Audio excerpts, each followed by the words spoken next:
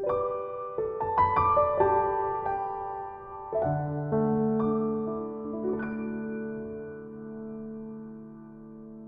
오늘 말씀을 시작하기에 첫 성경절을 하나 우리 같이 읽고 그리고 말씀을 나누도록 하겠습니다. 우리 같이 한번 읽어보겠습니다. 시작. 또 무리에게 이르시되 너희가 구름이 서쪽에서 이는 것을 보면 말하기를 과연 그러하고 남풍이 부는 것을 보면 말하기를 심히 더우리라 하나니 과연 그러하니라. 외식하는 자여 너희가 천지의 기상은 분간할 줄 알면서 어찌 이 시대는 분간하지 못하느냐. 옛날에 이제 할아버지 할머니들은 이제 하늘을 보면서 내일의 날씨를 많이 예측했다고 하죠. 예를 든다 그러면 이제 저녁에 이렇게 붉은 노을이 지면 어르신들이 마치 점장이처럼 어떤 말을 하죠? 내일 날씨는 어떻다? 맑겠다고 합니다. 근데 실제로 그 말대로 어김없이 그 다음 날 보면 날씨가 맑았다고 합니다. 근데 이것이 과학적인 근거가 있는 거라고 합니다. 그 햇빛에 보면 가시광선 중에서 이 붉은 빛이 가장 멀리까지 비치는 빛인데, 그런데 하늘에 습한 공기가 있으면 이 붉은 빛 파장이 산란되어서 노을이 만들어지지 않는다고 합니다. 노을이 진다고 하는 것은 해가 지는 쪽, 다시 말해서 서쪽 하늘의 공기가 맑다는 것을 의미한다고 합니다. 그 다음에 보면 이제 반대로 비가 오는 날에는 이제 어떤 모습이 나타나는가 하면, 이 달이 뜰 때 달무리가 생기면 이제 어른들이 어김없이 내일 흐리거나 비가 올 것이라고 얘기를 해요. 근데 밤하늘에 달무리가 진다고 하는 것은 뭔가 하면 하늘에 습한 공기가 몰려오고 있다고 하는 증거라고 합니다. 그래서 그 다음 날 비가 오거나 흐릴 확률이 높다고 해요. 그래서 우리 조상들이 이 하늘의 징조인 무엇을 보고, 이 천기를 보고 내일의 날씨를 예측했고, 그리고 그것을 보면서 내일을 준비했다고 하는 거예요. 근데 그런 것처럼 오늘 우리도 이 천기를 주님께서 뭐라고 하는가 하면 하늘이 보내주고 있는 징조를 분별하면서 시대를 분간할 줄 알아야지만 내일을 대비할 수 있다고 오늘 이 본문에서는 이야기하고 있습니다. 근데 지금 하늘이 보여주는 천기는 어떤가 하는 것입니다.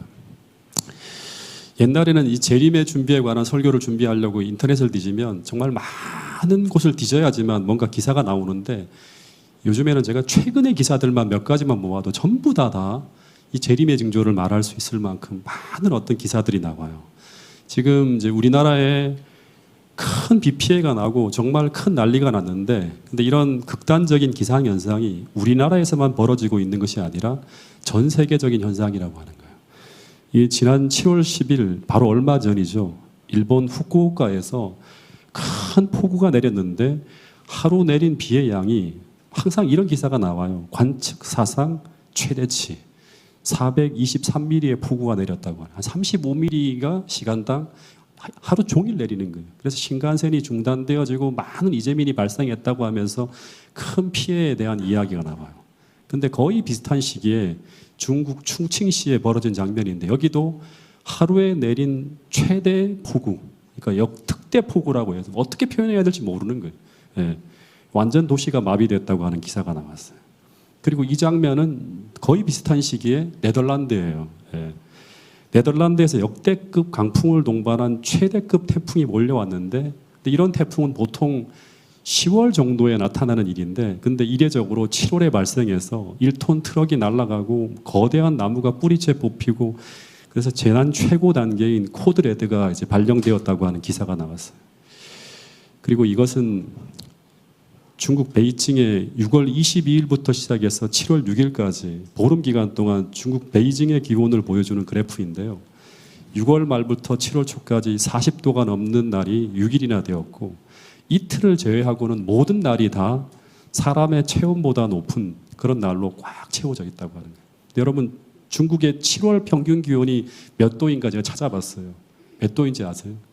평균 기온이 26도라고 합니다. 뭔가 이상하고 놀라운 일이 벌어지고 있다고 하는 거예요.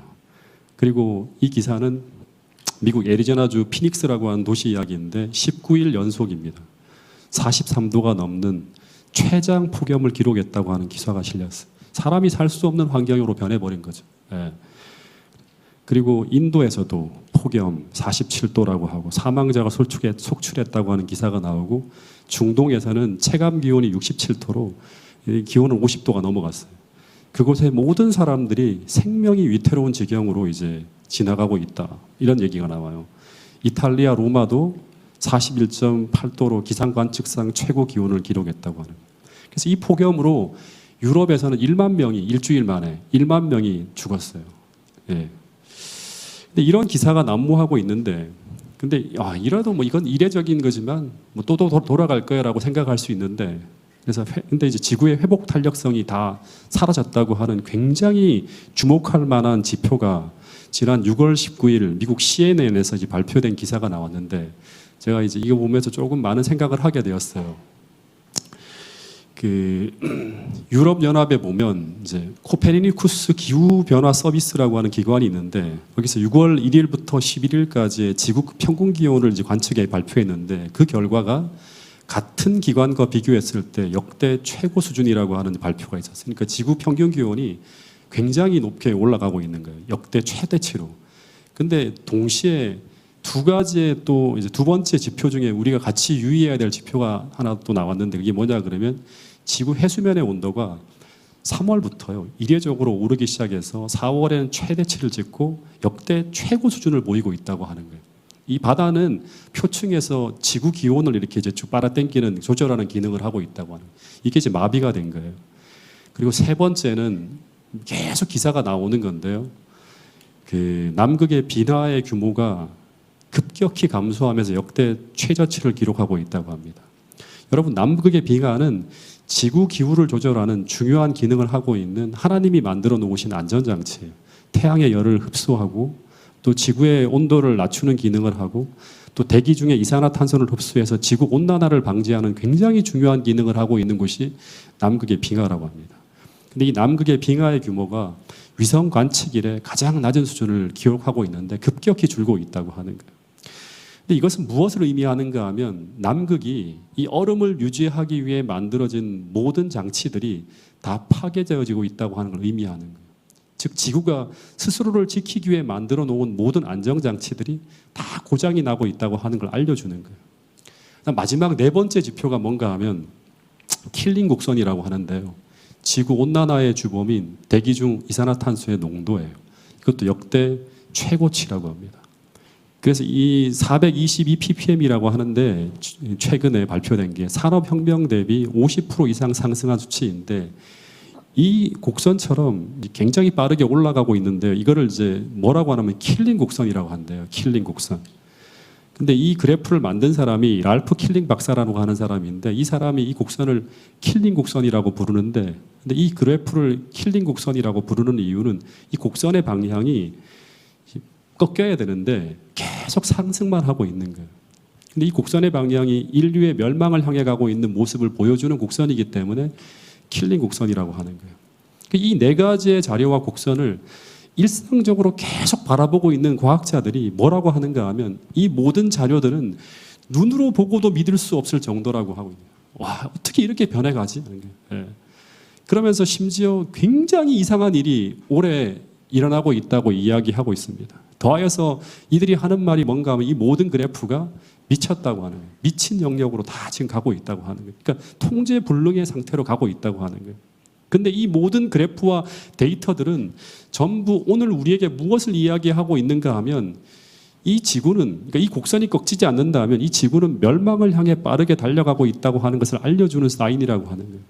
근데 저는 마태복음 24장과 누가복음 21장에 주신 하나님의 말씀을 통해서 이것을 해석한다면 절대 세상은요 기상이변으로 멸망하진 않습니다. 그러나 분명한 것은 이 지구가 끝이 오고 있고 주님의 재림의 시기가 아주 임박했다고 하는 것은 분명하다고 하는 거예요. 여러분, 우리가 생각하는 것보다, 우리가 예상하는 것보다 훨씬 더 예수님의 재림이 임박했다고 하는 것을 우리 모두가 기억할 수 있었으면 좋겠습니다. 특별히 어르신분들 살아서 주의 재림을 영접할 수 있다고 하는 그 희망을 가지고 매일같이 기도하면서 주의 오심을 소망하며 기도할 수 있게 되기를 바라겠습니다. 여러분, 이 종말을 알려주는 기사는 기후만이 아니에요. 미국 캥싱턴이라고 하는 도시인데요. 여러분 아마 조금만 뉴스를 자세히 찾아보는 분들은 아실 거예요. 이 도시가 완전히 마약으로 점령되어집니다. 온 도시가 거리마다 마약 중독자로 거의 폐허가 되고 있는 도시로 변해가고 있고요. 그리고 이 도시는 제가 작년에 갔던 샌프란시스코인데 제가 숙소에도 막 전부 다 이제 그런 어떤 창들을 다 쳐놨는데 1년 만에 더 심하게 변했어요. 코로나 이후에 이 마약과 범죄로 인해서 이 샌프란시스코 중심가의 건물들이 다 문을 닫고요. 보이는 곳마다 다 공실이 되어서 도시 공동화 사태가 벌어지고 있다고 하는 이 중앙에 있는 백화점 건물들이에요. 여러분 세상은 보이지 않는 곳에서 상상할 수 없을 정도로 참혹한 범죄와 음란과 도덕성이 완전히 말살되어지는 일들이 곳곳에서 벌어지고 있다고 하는 거예요. 근데 여러분 만물이 이렇게 고통하며 신음하는 이 위기에서 누가 과연 우리를 건져낼 수 있을까? 이런 질문들을 우리가 하게 돼요. 그런데 이런 세상을 구하기 위해서 빠르게 움직이는 인물이 있어요. 그 인물이 누구인가 하면 바로 프란치스코 교황이에요. 여러분 이 인물은 우리가 재림의 징조로서 가장 주목해 보아야 될 인물입니다. 이 교황이 2015년도에 훨씬 선제적이죠. 2015년도에 아주 유명한 하나의 회칙을 발표했는데 이것이 바로 뭔가 하면 라우더 도시라고 하는 찬미 받으소서라고 하는 교황이 이제 회칙을 2015년도에 발표합니다. 근데 이 회칙은 지금 7년이 됐거든요. 7주년으로 해서 막 기념하는 그런 이제 일들도 벌어지는데 이 종말적 기후 위기에 맞서서 전 세계를 구원하기 위해 교황이 마련한 아주 광범위하고요 디테일한 방법들이 담겨 있는 하나의 회칙 교서예요. 근데 이 내용 속에 보면 제가 어저께도 쭉 다 읽어봤는데 기후 문제만이 아니라 인간이 초래한 생태 위기의 근원으로서 기술만능주의, 인간 중심주의를 다 비판합니다. 굉장히 감동적인 글이에요. 그리고 통합적이고 지속 가능한 발전을 위한 다양한 방법들을 다 제시합니다. 3장을 보면 심지어 고용과 노동 문제까지 다루고 있고요. 4장에서는 세상을 완전히 새로운 패러다임으로 바꿀 수 있는 그러한 내용들을 제안하는 내용들이 담겨 있고요. 그래서 이 회칙에는 환경 문제뿐 아니라 인간 사회 문제를 포함한 다양한 문제를 아우르는 사회 제도뿐 아니라 심지어 어떤 얘기까지 나오는가 하면 소속감과 편안함을 증진시키기 위한 도시계획까지 다 담겨 있어요. 유토피아를 새롭게 만들 수 있는. 그리고 이런 새로운 세계를 건설하던 일에 전 세계가 연대해서 정치적 사회적 운동으로 발전시켜서 이 지구 문제를 함께 해결하자고 촉구하는 내용이 담겨 있어요. 그래서 하나님께 이 모든 것을 봉헌해드리자. 찬미 받으소서 하는 거예요. 근데 제가 만일 천주교 신자라면, 아니 제가 천주교 신자가 아니더라도 재림교회 성도만 아니라면 저는 이 세계 문제를 풀 수 있는 유일한 지도자, 모든 종파를 초월하여 존경받고 있는 이 교황이 어떻게 보면 이 전 지구적 문제를 풀 수 있는 구세주로서 등장할 때 저는 아무런 거부감 없이 받아들일 수 있을 것 같아요. 이걸 다 읽어보면. 여러분 지금 세상은 절박한 문제로 들어갈 것이고요. 그리고 이 기후변화 문제는 긴급하게 해결해야 될 인류의 가장 어떻게 보면 급선적으로 해결해야 될 문제예요. 근데 이 문제를 해결할 수 있는 영웅 같은 구세주를 지금 찾으려 할 것이고요. 그런데 그때 답이 누구다? 이 교황은 지금 전 지구적 문제를 해결할 해결사가 되어 나타날 준비를 소리 없이 다 해나가고 있다고 하는 거예요. 지금 교황은 모든 서방 지도자들을 향해서 이 환경 문제 해결을 촉구하는 그런 계속 이 일을 하고 있어요. 그래서 시급하게 서둘러라고 하는 강조를 하고요. 심지어 바이든과 더불어서 통화도 하면서 기후변화 문제, 난민 문제에 협력을 할 것을 기대한다고 하면서 이런 이 정치적인 어떤 그런 메시지를 계속 던지고 있고요. 심지어 지금 서방 모든 세계가 풀지 못하는 우크라이나와 러시아의 문제 해결을 위해서 비밀리에 뭘 했다? 특사를 파송했어요. 여러분 다 모든 문제의 해답이다 교황이 되고 가고 있는 거예요. 도덕이 땅에 떨어지고 이런 종말적 범죄와 숱한 인류 문제에 대한 답을 가지고 지금 소리 없이 계속 움직이고 있는 인물이 바로 누구이다? 교황이라고 하는 것입니다. 여러분 그런데 궁극적으로 교황은 이 기후 문제와 전쟁 문제, 흉포화된 이 범죄 문제 해결을 위해서 그가 제시할 마지막 메시지는 뭔가 하면 하나님께로 돌아가야 된다고 하는 메시지를 전할 것입니다. 그래서 이 일을 위해서 이 세상에 재난이 가득한 이유와 세상의 모든 범죄는 바로 우리가 하나님을 경배하지 않고 있기 때문이라고 하면서 무엇을 제시한다? 일요일 준수 시험령이 미래에 내려질 것이라고 하는 것이 계시록 13장에서 이야기하는 마지막 시나리오예요. 여러분, 그래서 저는 이런 이 내용들을 좀 주목해 보게 되었는데요. 이 예언의 신의 말씀을 같이 한번 읽어보겠습니다. 시작. 사단은 사건들을 아전 인수격으로 해석한다. 그리하여 사람들은 그가 그들로 그렇게 생각하게 하기를 원하는 대로 지상에 가득한 재난은 일요일을 준수하지 않는 결과라고 생각한다. 하나님의 진노를 달래기 위한 생각으로 이 영향력 있는 사람들은 일요일 준수를 강요하는 법령을 만든다. 마지막 날 사건들에 있는 그 기사고요. 또 대쟁투에 있는 기사 하나 더 읽겠습니다. 시작.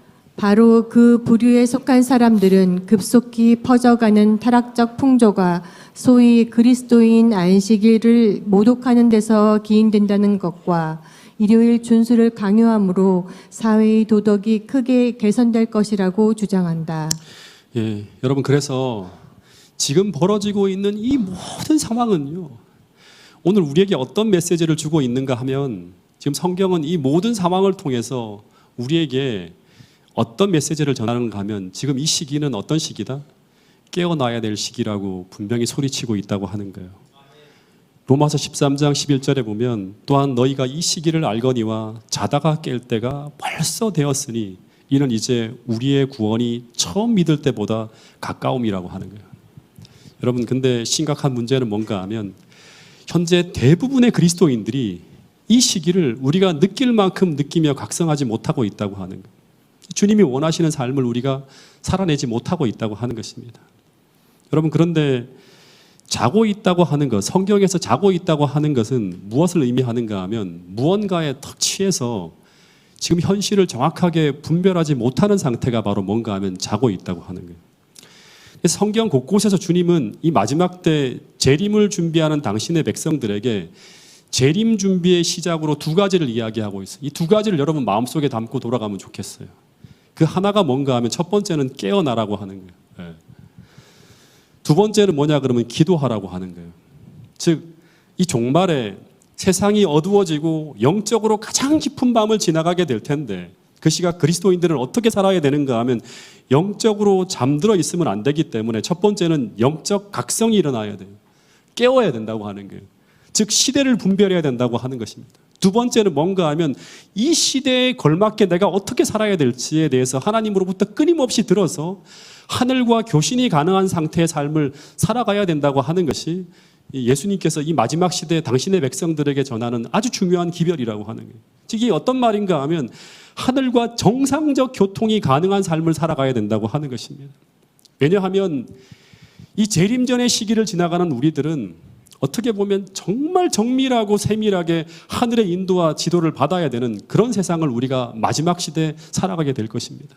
왜냐하면 지금 사단은 그가 할 수 있는 모든 수단과 방법을 총동원해서 이 미혹과 거짓으로 우리의 하늘 가나안을 향한 전진을 막으려 할 것이기 때문에 우리는 늘 깨어서 하늘의 메시지를 항상 수신할 수 있는 그런 상태의 삶을 살아가야 된다고 하는 것입니다. 여러분, 어쩌면 여기에 우리의 생명이 달려있다고 봐도 과언이 아닐 만큼 중요한 것이 바로 뭔가 하면 내가 지금 하늘의 메시지를 수신하고 있는 그런 상태의 삶을 살아가고 있는가, 아니면 내가 비몽사몽 살아가고 있는가를 우리가 스스로 분별해야 된다고 하는 것입니다. 여러분, 그래서 늘 깨끗한 마음으로 정결한 심령으로 늘 하늘을 향한 나의 수신기가 제대로 되어 있는지를 점검하는 일은 정말 중요하다고 하는 것입니다. 늘 깨어서 주님과 기도로 교통하는 삶을 살아가는 것은 우리의 생명줄이라고 하는 것입니다. 여러분, 그래서 주님은 이런 말씀을 하셨어요. 누가복음 21장 36절, 골로새서 4장 2절 말씀을 같이 한번 읽어보겠습니다. 시작. 이러므로 너희는 장차올 이 모든 일을 능히 피하고 인자 앞에 서도록 항상 기도하며 깨어 있으라 하시니라. 기도를 항상 힘쓰고 기도에 감사함으로 깨어 있으라. 그러니까 항상 기도하며 깨어 있으라. 깨어 있다고 하는 것과 기도한다고 하는 게 같이 항상 짝을 지어서 등장하는 걸 볼 수 있습니다. 우리 아이들이 아주 어릴 때 제가 원당에서 목회를 하고 있었는데 그때 당시 아이들이 태강 36초등학교를 다니고 있었습니다. 그래서 고양시에서 이제 그 원당이라는 곳에서 이제 IC가 있어요. 거기서 이제 올려서 이 별내까지 통학을 시켰는데, 근데 당시 제가 이제 매일같이 교회에서 새벽 기도회를 하고 있었기 때문에 한 새벽 4시 반쯤 일어나서 씻고 준비하고 말씀을 아침에 나눠야 될 말씀을 다시 한번 점검하고, 그리고 이제 교회로 가면 5시 반에서부터 시작해서 기도회를 이제 1시간 반 정도 합니다. 그럼 7시 정도쯤에서 마치고 돌아오게 돼요. 그러면 제가 서둘러서 이제 밥을 먹고 7시 반쯤에 이제 아이들을 태워서 원당을 출발해서 36대까지 가게 되는데 거리가 꽤 멀어요. 근데 당시에 이제 외곽순환 고속도로가 딱 뚫려서 그 시간이 40분 정도 딱 소요가 됩니다.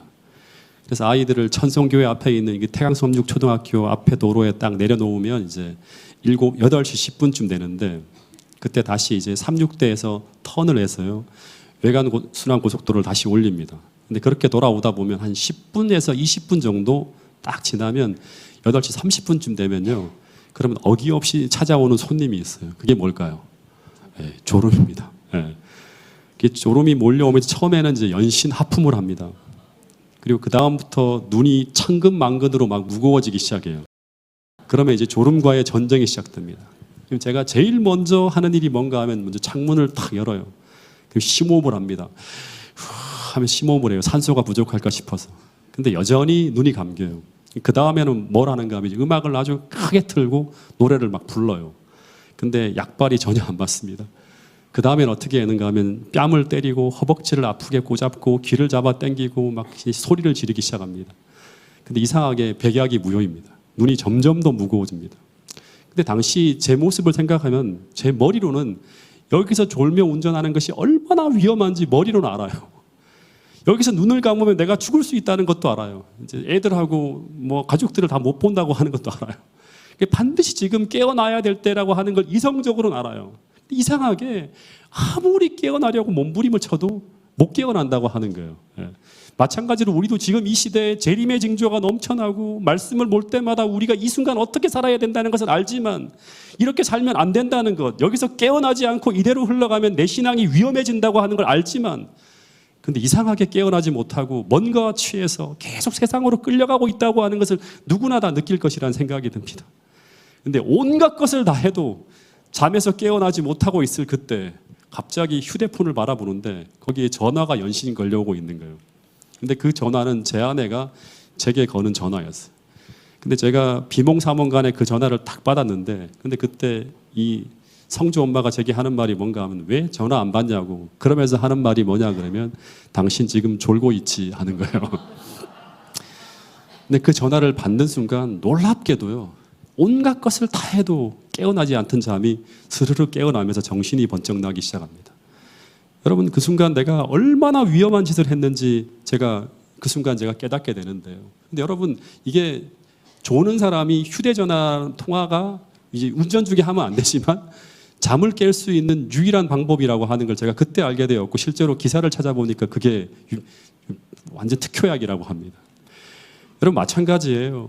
영적 졸음운전을 하는 사람에게 우리가 아무리 경고를 하고 아무리 소리를 질러도 스스로는 절대 깨어나지 못합니다. 그것이 위험하다고 하는 것을 알고 있고 그렇게 살면 안 된다고 하는 것을 알고 있지만 스스로는 깨어나지 못한다고 하는 것입니다. 근데 잠들어 있는 영혼을 깨울 수 있는 유일한 방법은 그 옆에 있는 보이는 사람의 말이 아니라 이 보이지 않는 분과의 교신이 시작되어질 때, 그때부터 영적 의식이 돌아오고 영적 잠에서 깨어나게 된다고 하는 사실입니다. 여러분, 그래서 어쩌면 천년계의 징조, 세상에 벌어지는 현상과 사건들, 그리고 우리가 겪는 어려운 시련들은 전부 주님께서 우리와 교신하려고 시도하시는 어쩌면 하늘에서 걸려온 전화벨 소리라고 하는 것을 여러분 인식할 수 있게 되기를 간절히 바라겠습니다. 그런 소리가 들려올 때 우리는 따르는 거리는 이 전화벨 소리를 듣기만 하는 것이 아니라, 그리고 지금이 위험한 상황이라고 하는 것을 이성적으로 느끼는 것만이 아니라 그때부터 일어나서 머리를 들고 주님과 교신을 시작하기 위해서 기도하는 삶으로 우리 삶을 개혁할 필요가 있다고 하는 것을 우리 모두가 꼭 깨달을 수 있게 되기를 간절히 바라겠습니다.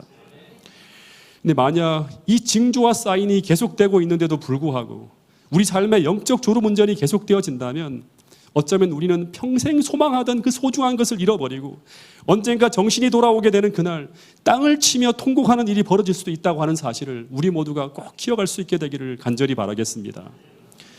예수님이 마태복음 24장 32절에서 이런 말씀을 하고 있는 거예요. 자, 또 한 번 우리 이 주님의 말씀을 주목하며 같이 한번 읽어보겠습니다. 시작. 무화과 나무의 비유를 배우라. 그 가지가 연하여지고 잎사귀를 내면 여름이 가까운 줄 아나니 이와 같이 너희도 이 모든 것을 보거든 인자가 가까이 곧 문 앞에 이른 줄 알라.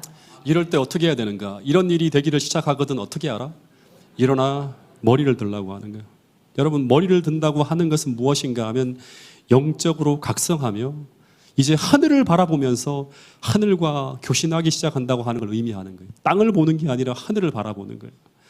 근데 여러분, 이 하늘과 교신한다고 하는 것은 계시록 14장에 보면 재림시에 살아서 구원을 받는 14만 4천인이 나오는데 그들이 소유한 특징 중에 하나가 뭔가 하면 어린 양이 어디로 인도하든지 따라가는 사람들이라고 하는 거예요. 근데 오늘 우리가 어린 양이 어디로 인도하든지 따라가기 위해서 반드시 소유해야 될 가장 중요한 특징 중에 하나가 무엇인가 하면 바로 하늘과 교신이 가능한가 하는 거예요. 이 들어야지만 우리가 따라갈 수 있는 거예요. 듣지 못하면 내 마음대로 가는 겁니다. 여러분, 하늘과 교신이 끊어지면 우리는 절대로 어린 양을 따라갈 수 없다고 하는 사실을 기억하시고 영적으로 각성해서 지금 내 삶의 자세가 하늘과 교신이 가능한 그런 자세로 삶을 개혁할 수 있는 여러분과 저가 될 수 있기를 간절히 바라겠습니다. 출애굽기를 살펴보면 출애굽기 7장부터 14장까지 13장까지 애굽의 10재앙이 쏟아지는데요. 그런데 출애굽기 12장에 마지막 10번째 재앙이 쏟아지기 직전 하나님께서 이 마지막 재앙이 내려지기 직전에 온 이집트 지역에 살고 있는 하나님 백성들에게 재앙을 피할 수 있는 마지막 경고 방송을 하시는 장면이 나옵니다. 근데 이 장면을 보면 제가 어떤 생각을 했는가 하면 이것은 마치 계시록 7장에 보면 내 천사가 재앙의 바람을 붙잡고 있을 때 이 재앙의 바람이 불기 전에 하나님께서 이제 세상에 뭘 전하는가 하면 경고 방송을 하죠. 새 천사의 기별을 통해서 마지막 경고 방송을 하는 장면과 비슷한 장면이라고 하는 생각을 하게 되었어요. 이 경고 방송은 큰 재앙이 불기 전에 항상 하나님께서는 어떻게 하는가 하면 모든 사람들에게 생명을 구할 수 있는 방법을 알려주는 영원한 복음을 전한다고 하는 거예요. 어떻게 하면 살 수 있는지를 다 알려줘요. 예. 똑같이 하나님은 당시 이집트에 있는 모든 사람들에게 큰 재앙의 바람이 불기 전에 장자를 살릴 수 있는 방법을 말씀하시면서 피난처를 알려줍니다. 그리고 그 경고를 따라 순종하는 자들은 하나님께서 어떻게 하는가 하면 당신의 백성으로 구별하시고 이들을 데리고 어떻게 하는가 하면 가나안을 향해서 출애굽을 시작하게 됩니다. 그래서 이 재앙의 때를 보낼 때 살려고 하는 모든 자들, 그리고 정말 가나안을 향해 떠나기를 소망하는 모든 자들은 어떻게 해야 되는가 하면 모두 이 모세의 입을 통해서 하늘에서 들려오는 메시지를 하나도 놓쳐서는 안 된다고 하는 거예요. 즉 모든 메시지를 수신하고 세밀하게 그 메시지를 따라 순종하는 것, 이것이 하나님 백성의 생존이 걸려있는 너무나 중요한 것이었다고 하는 거예요. 그래서 하나하나 당시의 방법들을 알려주는데 첫 번째는 뭐냐 그러면 1년 된 흠없는 어린 양 한 마리를 잡고 그 피를 임방과 물설주에 다 바르고 그 다음에 그 가족들과 함께 집안에서 재앙이 지나가기를 기다려야 되고 그 다음에 어떻게 해야 되는가, 그 방 안에서 죽임을 당한 어린 양의 고기를 불에 구워서 쓴나물과 함께 모든 식구들이 나누어 먹어야 돼요. 그리고 난 후에 또 하나 진짜 이들이 놓쳐서는 안 되는 중요한 메시지를 하나 더 주시는데 그게 출애굽기 12장 11절에 있는 말씀이에요. 이 말씀은 같이 한번 읽어보겠습니다. 시작. 너희는 그것을 이렇게 먹을지니 허리에 띠를 띠고 발에 신을 신고 손에 지팡이를 잡고 급히 먹으라. 이것이 여호와의 유월절이니라. 그러니까 여기 보니까 11절에 유월절 음식을 먹을 때 이렇게 먹을지니 하면서 먹는 방법이 나와요. 근데 이 말씀의 의미는 뭔가 하면 애굽을 떠나라고 하는 명령이 어느 순간에 내려질지 모르기 때문에 너희는 그 출발 명령이 떨어지면 어떻게 알아? 곧바로 떠날 수 있도록 모든 준비를 끝내고 언제라도 떠날 상태를 어떻게 알아? 유지하는 삶을 살라고 하는 거예요. 네. 왜 그렇게 해야 되는가? 우리가 아는 것처럼 이 바로의 마음은 또다시 바뀌게 돼요. 그러니까 은혜의 시기가 잠깐 열렸다가 닫혀진다고 하는 거예요. 탈출의 문이 열릴 때 그래 즉시 떠나야 된다고 하는 거예요. 지체하면 못 떠날 수도 있다고 하는 거예요. 그래서 복장도 어떻게 알아? 마치 떠날 사람처럼 허리에 띠를 띠고 발에는 신발을 신고 음식을 먹더라도 어떻게 먹어라? 천천히 먹지 말고 어떻게 먹어라? 급히 먹으라고 하는 거예요. 이 말은 음식을 먹는 중에 떠나라는 명령이 떨어지면 어떻게 알아? 마치 숟가락을 놓고 떠날 수 있을 정도로 언제라도 마음을 놓지 말고 기다리라고 하는 거예요.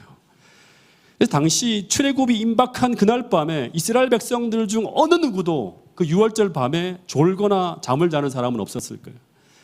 즉 당시 열재앙에서 살아남은 자들과 또 출애굽에 성공한 자들은 모두 누구의 입을 바라보는가 하면 이 모세의 입을 통해 들려오는 그 하나님의 말씀을 단 하나도 빠짐없이 수신하고 그 말씀을 따라 그들은 어디로 그들을 인도하든지 따라가며 순종하는 모든 자들은 다 살아남았다고 하는 것입니다. 여러분 근데 이 패턴이 똑같은 패턴이 반복되어져요. 제가 마태복음 24장을 보니까 주님이 예루살렘이 멸망할 때 그때 하나님의 백성들에게 또 한 번 재앙에서 구해내시는 하나님의 방법을 알려주는 내용이 나와요. 이 마태복음 24장을 보면 이걸 우리가 재림의 징조라고 하는데 이거는 두 가지가 같이 깔려 있는 거예요. 1차적으로는 예루살렘 멸망의 징조예요. 예루살렘 멸망의 징조가 세상 종말 징조하고 똑같이 같이 겹쳐서 나오는 거예요. 예수님이 예루살렘이 멸망할 때 그때 하나님 백성들에게 또 한 번 어떻게 이 재앙에서 너희들이 살 수 있는지 방법을 설명하는 내용이 나와요. 멸망의 징조를 쭉 말씀하시다가 이 멸망이라고 하는 엄청난 재앙이 벌어지기 직전 하나님의 백성들이 그때 살아남기 위해서 어떻게 해야 되는지를 말씀하셨어요. 한번 같이 읽어볼까요? 이게 유월절과 비슷한 패턴으로 돌아갑니다. 자, 한번 24장 14절부터 19절까지의 말씀을 같이 한번 읽어보겠습니다. 시작. 그러므로 너희가 선지자 다니엘이 말한 바 멸망에 가증한 것이 거룩한 곳에 선 것을 보거든 그때 유대에 있는 자들은 산으로 도망할지어다. 지붕 위에 있는 자는 집 안에 있는 물건을 가지러 내려가지 말며 밭에 있는 자는 겉옷을 가지러 뒤로 돌이키지 말지어다. 그날에는 아이 벤 자들과 젖 먹이는 자들에게 화가 있으리로다. 여기 보니까 이제 예수님이 뭐라고 하는가 하면 이제 이 예루살렘의 명망의 징조가 이렇게 나타나다가 이제 결정적으로 이제 유대 백성이 움직여야 될 타이밍에 대한 이야기가 나타나는데 그것은 바로 뭔가 하면 선지자 다니엘이 말한 바 멸망에 가증한 것이 거룩한 곳에 선 것을 보거든 읽는 자는 깨달으라고 하는 거예요. 이 다니엘이 말한 바 멸망에 가증한 것이 거룩한 곳에 서는 것은 1차적으로는 예루살렘 멸망 당시에 로마 군대가 예루살렘을 포위하는 거예요. 근데 그때 이 징조가 나타나면 어떻게 하라고 하는가 하면 유대에 있는 자들은 산으로 도망하라고 하는데 그런데 어떻게 도망해야 되는가 하면 지붕 위에 있는 자는 집안에 있는 물건을 가지러 내려가면 안 돼요. 밭에 있는 자는 겉옷을 가지려고 겉옷 입고 가야지 하고 겉옷을 입으려고 집으로 돌아가면 안 돼요. 이 사인이 보면 어떻게 알아? 진짜 신속하게 성을 빠져나가야 된다고 하는 거예요. 출애굽 당시와 비슷하죠. 다 준비 세팅이 끝난 다음에 딱 명령이 내리지면 어떻게 알아? 바로 떠나라고 하는 거예요. 왜 그렇게 해야 되는가 하면 잠시 탈출을 위한 기회가 열리지만 그러나 또다시 로마 군대는 다시 되기 때문이라고 하는 거예요. 바로의 마음이 변하는 것처럼. 근데 실제 사도행전을 연구해 보면 당시에 예루살렘에 심한 기근이 들어요. 처처의 기근과 지진과 막 이렇게 벌어지는 것처럼. 그리고 박해의 불꽃이 막 일어나게 될 때 그때 하늘과 교통하고 있던 모든 그리스도인들은 그 몸은 예루살렘에 몸을 담고 살고 있지만 언제라도 이들은 어떤 생각을 하는가 하면 떠날 준비를 하면서 살았을 거예요. 그러다가 로마 군대가 포위하는 사건이 딱 벌어질 때 이제 이들은 어떤 생각을 하는가 하면 이제 끝이 왔다는 것을 알고 이 도성에 대한 그 어떤 미련도 갖지 않고 주님께서 뭐라고 하는가 하면 이 도성 위에 있는 모든 것들은 돌 하나도 돌 위에 점 놓이지 않고 다 소멸될 거라고 하는 거예요. 세상의 모든 것이 잿더미로 변할 거라고 하는 거예요. 그래서 그곳에 어떤 미련도 갖지 않고 신속히 모든 것을 내려놓고 탈출해서 주님께서 알려주신 피난처를 향해 다 떠났을 거라고 하는 거예요. 근데 여러분 이 예언은 이중 성취 예언으로 이 예언은 종말에 또 한 번 멸망에 가증한 것이 거룩한 곳에 서는 일이 벌어지면서 성취될 거라고 하는 거예요. 다시 말해 종말에 하나님의 백성들이 이제 이 세상을 빠져나가야 될 그때 온 세상을 사단의 대리자가 포위하는 일이 벌어지게 될 것이고 그리고 하나님 백성들의 신앙까지 강제하는 일이 벌어지게 될 때 다시 말하면 이 예루살렘을 포위하는 것처럼 하나님 백성들을 완전히 포위하는 일이 벌어지게 될 때 그런데 그날이 시작될 때 하늘과 교통하는 하나님의 백성들은 분명히 하나님의 피난처를 알게 될 것이고 주님의 인도를 따라서 움직이게 될 것이라고 하는 것입니다. 그때 우리는 내가 어떤 직책을 붙잡고 있든지, 내가 얼마나 어마어마한 보물을 세상에 쌓아두었든지, 내가 어떤 인간관계로 맺어져 있든지 그 모든 것을 다 내려놓고 가장 신속하게 하나님께서 열어주신 그 구원의 기회를 보면서 주님께서 인도하시는 그 안전한 피난처로 탈출하게 될 것이라고 하는 것입니다. 그런데 그런 순종을 그때 하기 위해서 오늘 우리는 무엇을 해야 되는가? 계속 말씀드리지만 하늘과 정밀하고 세밀하게 교통하고 있어야 된다고 하는 것입니다. 끊임없이 말씀으로 기도로 끊임없이 교통하면서 계속 순종하는 것을 연습하고 있어야 된다고 하는 것입니다.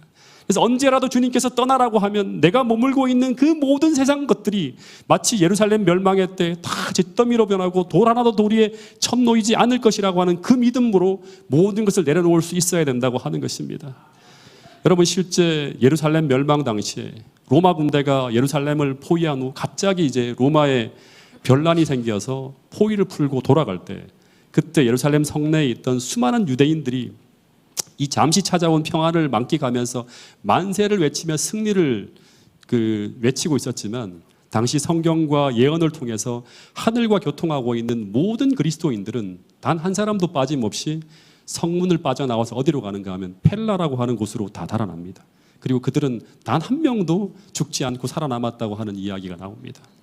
여러분, 시대의 소망 634페이지에는 이런 말씀이 있어요. 같이 한번 읽어보겠습니다. 시작.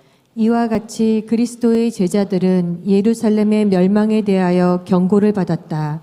다가오는 멸망의 징조를 바라보고 그 도성을 피한 자들은 멸망에서 벗어날 수 있었다. 그와 같이 이제 우리들에게도 그리스도의 재림과 세상에 임할 멸망에 대한 경고가 주어졌다.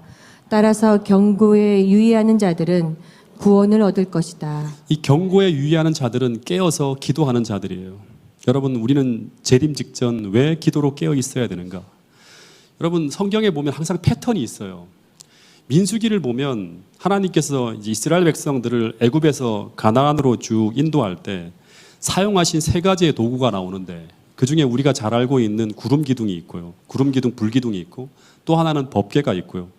마지막 또 하나가 뭐냐면 나팔이에요. 예. 그 중에서도 이 구름 기둥, 불 기둥, 법궤는 큰 길을 안내하는 역할을 해요. 이렇게. 예. 근데 이 나팔은 뭐냐면 행동 지침이에요. 디테일한 행동 지침을 알려주는 거예요. 민수기 10장에 보면 이 나팔 소리에 따라서 이스라엘 백성들이 행해야 될 구체적인 행동 지침이 쭉 제시되고 있는데 백성 전체를 모을 때는 어떻게 하는가 하면 두 나팔이 동시에 쫙 불어요. 그럼 백성 전체가 다 모여야 돼요. 족장들을 모을 때는 두 개 중에 하나의 나팔이 붑니다. 예. 그리고 구름이 쭉 떠올라서 행신을 시작할 때는 어떻게 해야 되는가 하면 여러 간격을 두고 계속 폭발음을 내는 듯이 막 불어요.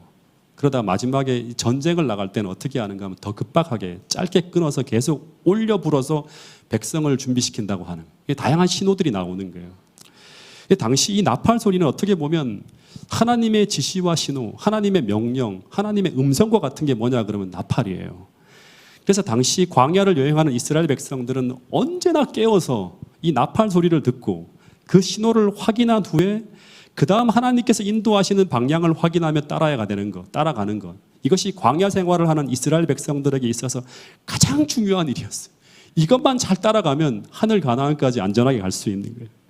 근데 마찬가지로 광야를 여행하는 오늘 우리에게도 하나님은 계속 우리에게 이런 지시와 신호를 계속 보내고 계실까요? 그래서 우리는 끊임없이 말씀하신다고요. 신호를 보내준다고 히브리서에서 나오고 요한복음 10장에서도 끊임없이 양들에게 하나님의 음성을 들려준다고 하는 거예요. 그래서 우리는 날마다 하나님께서 내게 주시는 이 분명한 나팔 신호를 분별해낼 수 있어야 된다고 하는 거예요. 근데 그 신호를 분별하기 위해 필요되어지는 것이 무엇인가 하면 정말 조용하게 하나님과 기도로 교통하는 거예요. 그리고 말씀을 아주 깊이 연구하며 묵상하는 거예요. 내게 주시는 더 분명한 신호를 확인하기 위해서, 더 선명한 답을 얻기 위해서 우리는 더 깊고 더 열렬하게 하늘과 교통하기 위해 최선을 다해야 된다고 하는 사실을 느낄 수 있을 만큼 느낄 수 있는 모든 성도들이 될 수 있기를 간절히 바라겠습니다. 여러분, 계시록을 보면 제가 계속 말씀드리지만 이 마지막 때 우리는 대쟁투에 여호와의 군대로 참여하는 군인들이에요. 어떤 부대원들이 특수 임무를 띠고 굉장히 위험한 적지에 들어가서 작전을 수행하고 있는데 이 부대원들과 본부가 계속 약속한 신호를 통해 통신을 주고받습니다. 근데 이 본부에서 몇 시경에 이 작전을 수행하는 그곳에 대규모 포격이 시작될 것이고, 그래서 그곳에서 작전을 수행하는 모든 사람들은 몇 시까지 그곳에서 완전히 빠져나야 된다 하는 그걸 통신을 보내요. 그리고 몇 시경까지 어느 지점으로 이동해서 돌아오면 거기에 여러분들을 탈출시킬 헬기가 대기에 있다고 하는 신호를 이제 받게 돼요. 그래서 부대원들에게 이 전달되어진 이 신호는 어떻게 보면 하나라도 놓쳐서는 안 되는, 어떻게 보면 바로 그들의 생명과 직결되는 일들이었다고 하는 거예요. 여러분, 마찬가지로 지금 선악의 대쟁투가 막바지로 치닫고 있는 매우 위험한 전쟁터에서 하늘의 임무를 띠고 이 땅에서 주의 군대로 믿음의 선한 싸움을 싸우고 있는 사람들이 바로 우리라고 하는 거예요. 지금 우리에게 가장 중요한 것은 뭔가 하면 하늘 본부에서 내려주시는 신호와 지시들이에요. 뜻이 하늘에서 어떻게 이루어지고 있고 이 교회는 어디를 향해 가야 되고 여러분들 개인은 무엇을 해야 될지를 여러분들은 하나님께서 주시는 이 섬세한 신호를 통해서 다 깨닫고 있어야 된다고 하는 것입니다. 여기에 우리의 싸움의 성패가 달려 있습니다.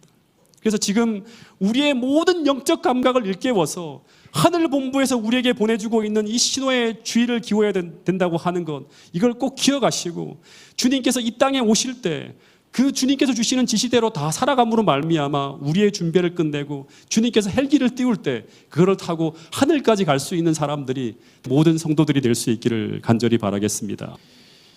제가 초등학교 6학년 때 1982년에 태어나 처음으로 수양여행이라는 걸 가게 되었어요. 삼척 죽소로로 해서 이제 뭐 이승복 기념관 당시에 뭐 그런 데를 찾아갖고 이렇게 쭉 경포대까지 해서 이렇게 이제 가는데, 여행하는데 평소 여행을 잘 하지 못하는 그런 시대라 몇 달 전부터 막 설레는 마음으로 기다렸어요. 그리고 수학여행을 가기 바로 전날이 다가왔고, 그리고 그때 이제 선생님께서 종례 시간에 이제 몇 번을 강조하는 이야기가 있었어요. 그게 뭔가 하면 내일 수학여행 가는 날인데 출발 시간이 평소보다 빠른 8시로 학교로 와야 된다고 하는 것과, 그 다음에 이제 학생들이 모이는 장소가 학교가 아니라 태백역 광장에서 모인다고 하는 거예요. 왜냐 그러면 당시에 우리 초등학교 전 학생이 15클래스예요. 그래서 엄청나게 많은 이제 학생들이 대규모로 이동하기 때문에 버스가 학교로 못 들어오는 거예요. 태백역 광장으로 다 모이라고 하는 거예요. 이 길 주변에 쭉 이제 설 거니까 그 광장에 다 모이라고 하는 얘기를 했어요. 특별히 이제 이 전날에 선생님이 강조하고 또 강조해서 출발 시간이 평소 1시간 빠르다는 것, 학교가 아닌 태백역 광장으로 오라고 했는데, 근데 그 당일날 태백역 앞이 아니라 학교로 가는 아이들이 굉장히 많았다고 하는 거예요. 그리고 어떤 아이는 평소에 오던 대로 8시까지 오라고 했는데 9시 근처에 광장으로 나오는 아이들이 있었어요. 당시 휴대폰이 없던 시절에 이 아이들 때문에 우리 반의 출발이 늦어져갖고 막 다 화가 나고 막 승질이 나고 막 그랬던 기억이 나요. 그래서 나중에 이 아이들을 불러놓고 왜 학교로 갔었냐고, 왜 이렇게 늦었냐고 했더니 이제 그 녀석들이 하나같이 하는 말이 뭔가 하면, 첫 번째는 자신은 선생님의 지시하심을 못 들었다고 하는 거예요. 두 번째는 뭐냐 그러면 그 선생님의 이야기를 듣기는 들었는데 아침에 잊어버리고 기억을 못했다고 하는 아이들도 있었어요.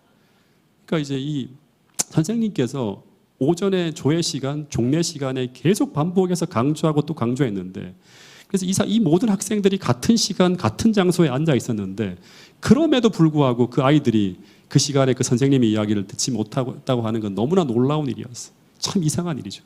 근데 이 놀라운 일이 마찬가지로 오늘 교회 안에서도 벌어질 수 있다고 하는 거예요. 우리는 같은 장소에서 같이 예배를 드리고 같은 책을 가지고 같은 말씀을 보고 있지만 어떤 사람은 그 시간 그 말씀을 통해서 하나님께서 계속 그 사람에게 던지는 너무나 중요한 메시지를 번번이 놓치고 있을지도 모른다고 하는 사실이에요. 두 번째 또 하나는 그 아이들은 그 하나님의 말씀을 이제 듣기는 들었는데 잊어버리고 아침에 기억에 내지 못했다고 했는데 선생님의 말씀을, 마찬가지로 우리도 그 하나님의 음성을 듣기는 하지만 그 메시지에 관심을 가지지 못하고 늘 분주한 삶과 어지러운 현실 속에서 그 말씀을 반드시 기억해내고 내 삶에 적용해야 될 그때 그것을 기억해내지 못함으로 말미암아 큰 낭패를 볼 수도 있다고 하는 거예요. 여러분, 근데 마지막으로 이 아이들의 특징은 뭔가 하면 평소에 늘 선생님의 이야기를 놓치는 아이들이었어요. 늘 수업 시간에 꼭 필요한 준비물을 빠뜨렸고 숙제를 거의 해오지 않는 아이들이었다고 하는 거예요. 그래서 평소에 선생님의 이야기에 관심을 갖지 않고 그런 생활을 반복한 결과 그 아이들이 이런 대형 사고를 쳤다고 하는 것입니다. 이 사고는 그날은 어떻게 해야 되는가 하면 평소대로가 아닌 평소와 다르게 행동해야 될 그 시간, 그들은 평소대로 행동함으로 말미암아 선생님과 약속한 그 장소가 아닌 다른 곳에서 선생님을 기다렸다고 하는 것입니다. 큰 낭패를 보게 되었다고 하는 것이죠. 여러분, 오늘 우리는 하나님 앞에 어떤 학생들인가 한번 스스로 물어보시길 바랍니다. 이제 우리는 하늘나라로 여행하는 하늘 수학여행의 날짜가 다가오고 있음을 우리 모두가 꼭 기억하고, 우리가 두려운 마음이 아니라 설레는 마음으로 그 여행을 준비하기 위해서 오늘 우리에게 주신 제시하시는 이 모든 것들을 성실하게 준비하고 어떻게 기도해야 될지를 우리 모두가 개인적으로 알 수 있게 되기를 간절히 바라겠습니다. 그것을 오늘 기억하고 거기에 필요한 준비들을 잘 마무리해서 주님과 함께 떠나는 그날, 주님께서 계신 그 출발 지점에 모든 준비를 갖추어서 함께 모일 수 있는 모든 성도들이 될 수 있기를 간절히 바라겠습니다. 마지막 말씀 이거 읽고 마치도록 하겠습니다. 누가복음 12장 35절부터 40절 말씀입니다. 시작. 허리에 띠를 띠고 등불을 켜고 서 있으라. 너희는 마치 그 주인이 혼인집에서 돌아와 문을 두드리면 곧 열어주려고 기다리는 사람과 같이 되라. 주인이 와서 깨어 있는 것을 보면 그 종들은 복이 있으리로다. 내가 진실로 너희에게 이르노니 주인이 띠를 띠고 그 종들을 자리에 앉히고 나와 수종들리라. 주인이 혹 이경에나 혹 삼경에 이르러서도 종들이 그같이 하고 있는 것을 보면 그 종들은 복이 있으리로다. 너희도 아는 바니 집주인이 만일 도둑이 어느 때에 이를 줄 알았더라면 그 집을 뚫지 못하게 하였으리라. 그러므로 너희도 준비하고 있으라. 생각하지 않은 때에 인자가 오리라 하시니라. 말씀을 마치겠습니다.